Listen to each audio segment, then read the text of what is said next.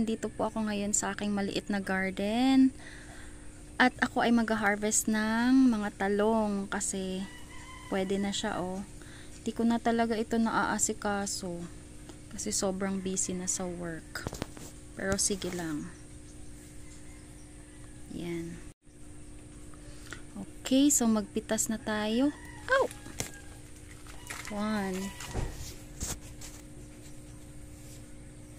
2 3 and this one 4. So ayan, aking harvest po ay 4. Pwede na, diba? Pwede nang lagyan ng itlog at gawing ulam. Maulan kasi ngayon, yung mga panahon ngayon, kaya hindi masyado ako nagtatanim kasi mabubulok lang.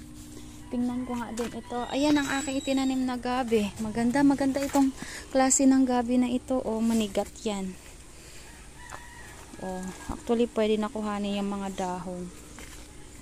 Ito, aalagaan ko pang maigi. Lalagyan ko ng mga pataba para maging maayos. Yan. Sana maging mas malago pa soon. Okay, yun lang po. Salamat. Bye-bye. And God bless.